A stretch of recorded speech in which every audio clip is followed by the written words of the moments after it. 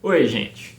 Hoje eu vou fazer uma análise de uma obra americana, mas ao invés de ir lá para os modernismos, para os mais contemporâneos que eu gosto, eu vou pegar lá uma obra mais do regionalismo americano ali, de 1930.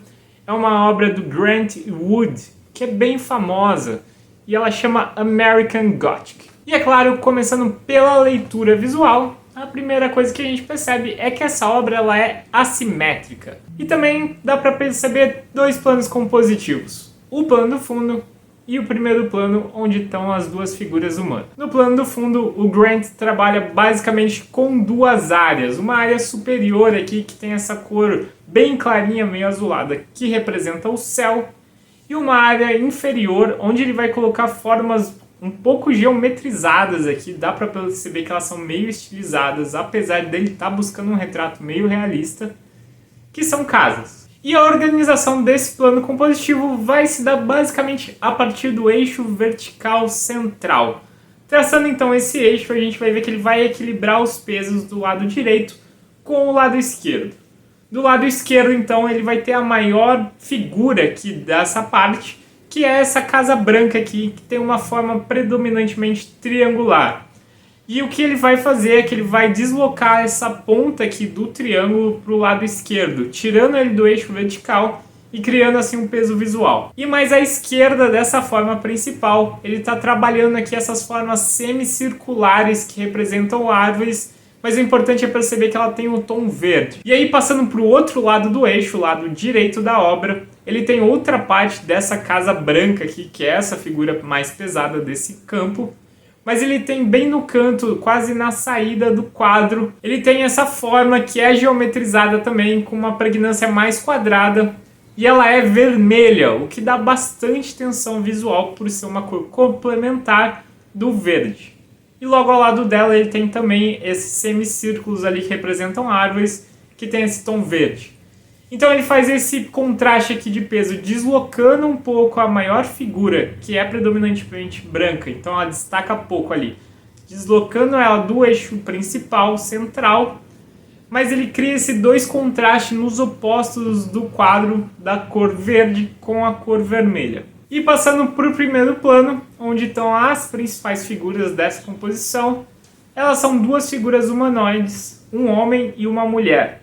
E aqui de novo ele vai organizar a composição a partir do eixo central vertical. E eu vou começar então pela figura do lado esquerdo desse eixo, que é essa figura da mulher. E aqui logo a gente percebe que ela tem uma quebra de continuidade, que vai fazer com que ela pareça estar atrás da figura masculina. E também colocando aqui o eixo horizontal agora, central, dá para perceber que ele trabalha bem o pescoço dela ali como o limite desse eixo. Então o corpo dela tá para baixo desse eixo central e a cabeça para cima. Isso joga a parte mais importante dessa figura, que é o rosto, que atrai mais o nosso olhar humano para a parte superior, dando então mais tensão visual ali. E olhando para esse rosto, o olhar dela vai indicar para o lado direito, para essa figura masculina, e seguindo essa indicação de leitura do próprio olhar da obra, a gente vai analisar essa figura do homem. Essa figura é maior que a figura anterior, que faz com que ela ocupe mais espaço ali na composição e com isso ela ganha mais peso visual. Então ela acaba sendo a figura mais pesada da obra. Mas tem um ponto que talvez seja o mais importante aqui e que vai reforçar aquela divisão que ele está fazendo, que é uma divisão bilateral a partir do eixo vertical central,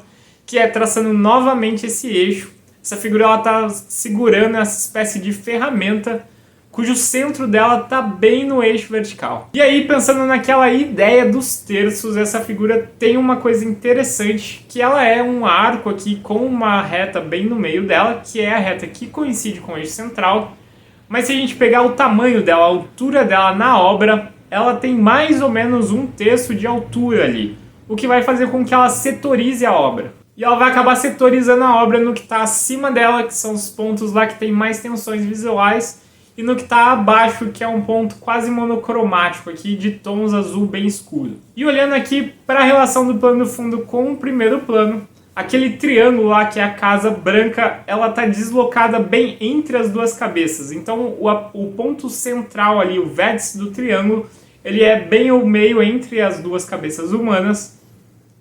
E isso desloca ali o peso visual e dá essa relação de que se você lê a obra de baixo para cima, você está vindo numa obra que tem uma percepção de simetria e que lá em cima dá uma bagunçada. Mas essa bagunçada, esse desvio que dá o interesse na obra, ele é equilibrado por causa lá do contraste entre o verde e o vermelho. Então essa obra ela tem um equilíbrio bilateral. E analisando então os significados e interpretações que essa obra possibilita, essa daqui é uma obra claramente figurativa, é um retrato de um casal de um determinado lugar lá dos Estados Unidos, que é Iowa. E apesar de ter alguma estilização ali naquele plano do fundo, principalmente na parte das árvores, o casal ele é retratado com um traço muito realista. Então o que o artista está querendo mostrar pra gente é justamente esse casal. E o que tem aqui de interessante é que ele não fala que é o retrato do senhor e da senhora X, o que ele chama é de American Gothic, que é a ideia dele para criar um mistério sobre quem é esse casal retratado. E aí, fazendo essa alusão a American Gothic e pensando no movimento gótico como linguagem arquitetônica, ele está trazendo lá naquela Casa Branca o mesmo tipo de arco que é o arco gótico. Olhando bem para a janela ali dessa construção branca, essa janela da parte superior, ela tem esse arco ogival, que é esse arco que ele tem esse vértice na parte superior. E claro que essa construção ela não está ligada diretamente à arquitetura gótica, mas ela traz essa janela que é o ponto principal e que justifica então o nome dessa obra. E olhando para as duas figuras humanas ali, que no fundo são as que despertam maior interesse na nossa percepção, essa mulher tá olhando para o homem e o homem tá olhando para a tela, diretamente para o espectador. E a gente vê que as duas figuras estão com uma cara bem fechada, bem antipática quase. Que também pode ser entendido um pouco como uma cara de tédio. E ele tá com esse garfo na mão ali, que é uma figura bem agressiva. Ele parece que ele estava trabalhando, ou que ele pode espetar alguém com esse garfo. E tudo isso acaba dando um tom meio satírico para essa obra. A arquitetura em si retratada parece um pastiche do gótico com o que era possível fazer ali. E essa atitude, né, essa pose do casal, dela suportando ele ali, com esse olhar meio bravo, e dele olhando pra gente com essa cara meio de tédio, passa pra nós uma ironia da relação entre os dois. E essa ironia vai diretamente de encontro com o que eu sinto quando eu olho essa obra. Porque pra mim a ideia de ir pro campo é pra dar uma desligada e até tentar ficar um pouco entediado, porque na cidade isso não acontece com muita frequência. E se eu me dispôsse a morar num campo pro resto da vida, desconectado da vida urbana, eu provavelmente ia acabar muito mal-humorado e com essa cara que esse casal apresenta aqui nesse retrato. E agora eu vou contar um pouco a história do Grant Wood e dessa obra, porque provavelmente você já viu pelo menos alguma sátira dela.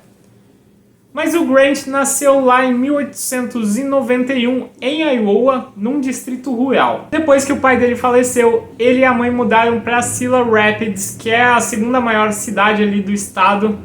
E lá, já na adolescência, ele começou a ficar bem interessado pelo trabalho manual, principalmente o trabalho manual com metal. Em 1910, ele vai para Minneapolis e ele começa a estudar na The Handcraft Guild. Ele vai participar ali dessa guilda para aprender um pouco de arte, um pouco de pintura e um pouco desse trabalho manual com metal. Ele fica ali por um ano, depois ele retorna para Iowa, onde ele vai ficar mais um tempo ali trabalhando com essas coisas, mas em 1913 ele vai então estudar arte em Chicago. E ele estuda lá na School of the Art Institute of Chicago até 1922, quando ele vai fazer uma viagem para a Europa, e lá ele vai estudar com os impressionistas e pós-impressionistas, mas o que vai interessar ele mesmo vai ser a arte do 1500. Ele vai estudar então esses retratos do período clássico e vai tentar incorporar o máximo de técnica ali no trabalho dele.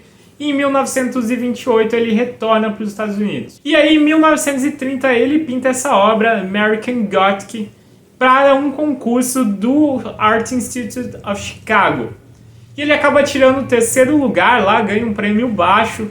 Mas essa obra, ela é muito satírica ali para as pessoas que estão recebendo ela, fica conhecida como casal cômico e ela acaba gerando uma repercussão na mídia. Isso acaba acontecendo também porque um dos polos ali econômicos de 1930 era Chicago E quando você tem um polo forte econômico, a cultura desse lugar acaba se espalhando ali para os outros. E quando essa obra chega lá em Iowa e repercute no Cedar Rapids Gazette, que era o jornal lá da cidade que ele passou a adolescência, ela vai ser muito mal recebida, porque as pessoas vão interpretar que ele estava fazendo uma caricatura do lugar.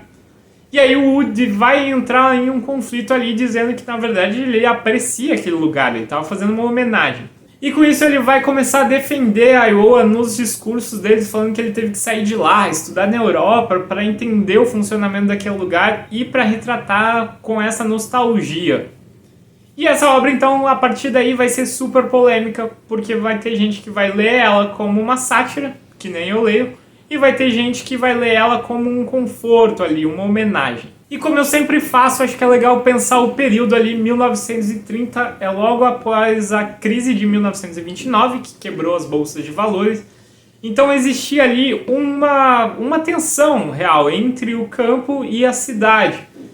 E o Grant Wood tinha esse histórico de que ele ficou lá na França até 1928, vivendo na boemia francesa, ali entre os artistas mais importantes das vanguardas. E aí ele faz esse retrato logo depois desse momento de quebra para homenagear uma coisa que ele sentia falta, que talvez fosse uma percepção dele ali do conforto que o campo trazia para ele. Mas como esse retrato também tem esse olhar satírico, a polêmica vai se estendendo cada vez mais e gera essa tensão entre campo e cidade. E outro ponto que despertava o interesse das pessoas é porque era um mistério quem era esse casal retratado ali. Até que o Grant resolve revelar isso, trazendo eles para uma mostra. E na verdade não era um casal romântico, mas sim um casal de irmãos, o irmão mais velho e a irmã mais nova, só posando como se fosse uma família patriarcal. Então, como essa obra acabou gerando todas essas polêmicas, esse mistério de quem eram as pessoas, ela acabou vazando ali do mercado de arte para entrar num mercado de cultura mais popular ali, de cultura pop, onde as pessoas começaram a fazer paródias desse quadro. E foi assim que ele acabou ficando um dos quadros mais famosos da história da arte.